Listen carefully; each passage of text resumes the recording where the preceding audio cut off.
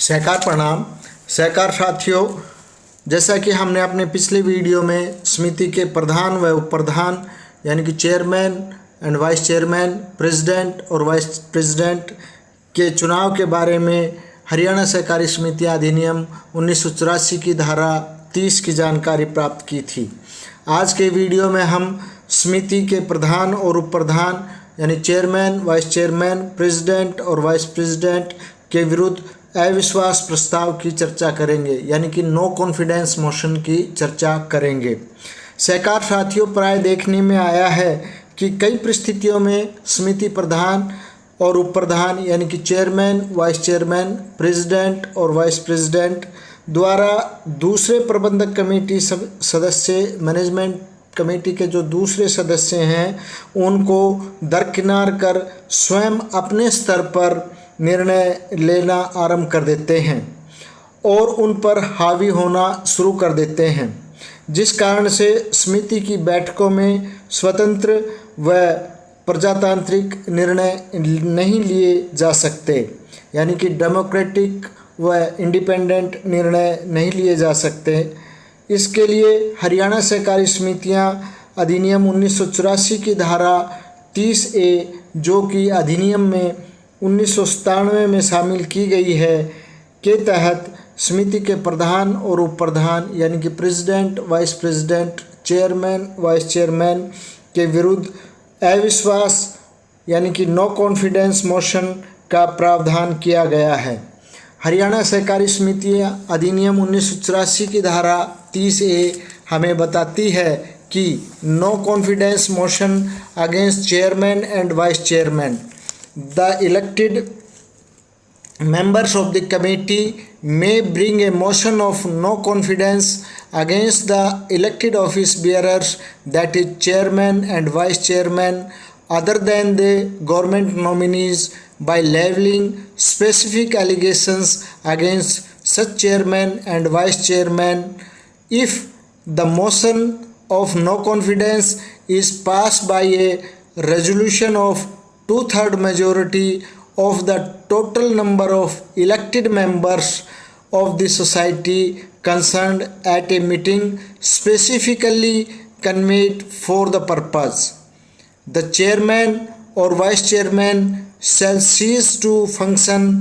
as such with immediate effect, and the election of new office bearers shall be held within the 2 months of the removal in accordance with the section 30 of the act। यानी कि हमें अधिनियम की धारा 30A जानकारी देती है कि समिति के प्रधान और उप प्रधान यानी कि अध्यक्ष या उपाध्यक्ष के विरुद्ध अविश्वास प्रस्ताव किस तरह लेकर आया जाना चाहिए। धारा 30A अध्यक्ष और उपाध्यक्ष के खिलाफ अविश्वास प्रस्ताव। समिति के निर्वाचित सदस्य ऐसे अध्यक्ष और उपाध्यक्ष के खिलाफ विशिष्ट आरोप लगाकर सरकारी नामितों के अलावा, जो कि गवर्नमेंट नॉमिनी हैं, उनके अलावा निर्वाचित पदाधिकारियों यानी कि अध्यक्ष और उपाध्यक्ष यानी कि चेयरमैन और वाइस चेयरमैन, प्रेसिडेंट और वाइस प्रेसिडेंट के खिलाफ अविश्वास प्रस्ताव ला सकते हैं, यदि अविश्वास प्रस्ताव इस उद्देश्य के लिए विशेष रूप से बुलाई गई बैठक में संबंधित सोसाइटी के निर्वाचित सदस्यों की कुल संख्या के 2/3 बहुमत से प्रस्ताव द्वारा पारित किया जाता है, तो अध्यक्ष या उपाध्यक्ष को तत्काल प्रभाव से कार्य करना बंद कर देंगे। यानी कि अगर नो कॉन्फिडेंस मोशन की मीटिंग बुलाई गई है तो उसमें अगर निर्वाचित सदस्यों की कुल संख्या का 2/3 बहुमत से प्रस्ताव पारित हो जाता है, तो उस समिति के अध्यक्ष और उपाध्यक्ष तत्काल प्रभाव से कार्य करना बंद कर देंगे। यहाँ पर यह स्पष्ट किया जाता है कि यह मीटिंग विशेष उद्देश्य यानी कि इसी उद्देश्य के लिए बुलाई जानी चाहिए। जब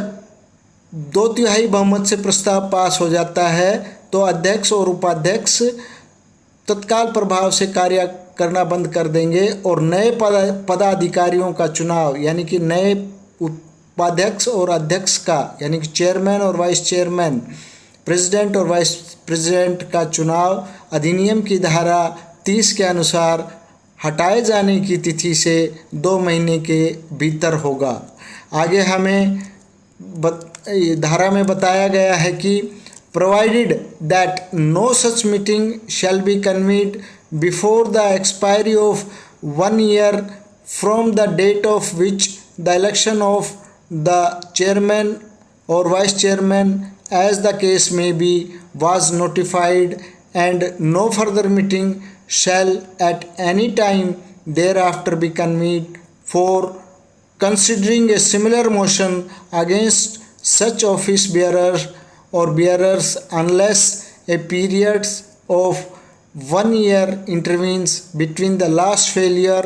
and the date on which such further meeting is convened। यानी कि ये यहाँ पर ये स्पष्ट किया गया है अधिनियम की धारा 30A में आगे ये स्पष्ट किया गया है कि बशर्ते कि ऐसी कोई बैठक उस तारीख से 1 वर्ष की समाप्ति से पहले नहीं बुलाई जाएगी जिस दिन अध्यक्ष या उपाध्यक्ष का चुनाव या जैसा भी मामला हो अधिसूचित किया गया था, और उसके बाद ऐसे पदाधिकारियों के खिलाफ इसी तरह के प्रस्ताव पर विचार के लिए बुलाई गई बैठक तथा बैठक के विफल या असफल होती है तो किसी भी समय कोई और बैठक नहीं होगी जब तक कि पिछली विफलता और ऐसी अगली बैठक बुलाए जाने की तारीख के बीच में 1 वर्ष की अवधि ना हो। यानी कि यहाँ पर स्पष्ट कर दिया गया है कि अविश्वास प्रस्ताव जिस दिन अध्यक्ष और उपाध्यक्ष यानी कि ऑफिस बेयरर के इलेक्शन होते हैं, यहाँ एक चीज़ समझने की यह है कि एक तो डेट ऑफ इलेक्शन जिस दिन प्रबंधक कमेटी के सदस्य चुने जाते हैं, और एक है date of office bearer, election of office bearer. तो यहाँ पर जो date of office bearer election है उसके 1 वर्ष की समाप्ति तक कोई अविश्वास प्रस्ताव नहीं लाया जाएगा जब तक कि ऑफिस बेयरर की इलेक्शन की डेट का 1 वर्ष ना बीत जाए, तो उससे पहले अविश्वास प्रस्ताव नहीं लाया जाएगा।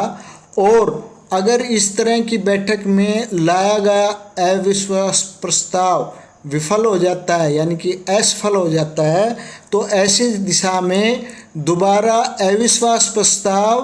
पिछली बैठक की विफलता से और अगली बैठक की बुलाए जाने की तारीख के बीच में 1 वर्ष की अवधि होनी चाहिए।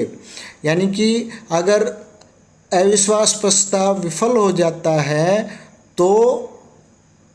उस विफलता के 1 वर्ष के दौरान कोई अविश्वास प्रस्ताव नहीं लाया जाएगा। अगर अगला अविश्वास प्रस्ताव लाया जाना है तो पिछली अविश्वास प्रस्ताव विफलता की तिथि से 1 वर्ष के बाद ही दोबारा अविश्वास प्रस्ताव प्रधान और उप प्रधान के विरुद्ध लाया जा सकता है। उक्त से स्पष्ट है कि अविश्वास प्रस्ताव की बैठक बुलाने के लिए मांग यानी स्पेसिफिक प्रतिवेदन यानी कि एलिगेशंस जो हैं, जो आरोप हैं, वो स्पेसिफिक होने चाहिए। बुलाए जाने के लिए मांग प्रतिवेदन में चेयरमैन और वाइस चेयरमैन यानी प्रधान और उप प्रधान और प्रेसिडेंट और वाइस प्रेसिडेंट के खिलाफ विशिष्ट आरोप यानी कि स्पेसिफिक एलिगेशन और अभियोग शामिल होने चाहिए, और इस बारे में स्पेसिफिक एजेंडा नोटिस भी होना चाहिए। ये बहुत ही ज़रूरी चीज़ है। प्राय ये देखने में आता है कि एजेंडा स्पेसिफिक नहीं होता है, जिस कारण से यह समझा जाता है कि उसके विरुद्ध गुप्त रूप से अविश्वास प्रस्ताव लाया गया है। यानी कि जो भी आरोप आप लगा रहे हैं या साबित कर रहे हैं, अभियोग आप लगा रहे हैं या साबित हो चुके हैं, वो एजेंडा नोटिस और प्रस्ताव में शामिल होने चाहिए, मांग में शामिल होने चाहिए। आगे हम हरियाणा सहकारी समिति अधिनियम के बारे में चर्चा जारी रखेंगे। आप हमसे जुड़े रहें। चैनल को सब्सक्राइब ज़रूर करें, वीडियो को लाइक तथा शेयर अवश्य करें। धन्यवाद। जय हिंद, जय सरकार।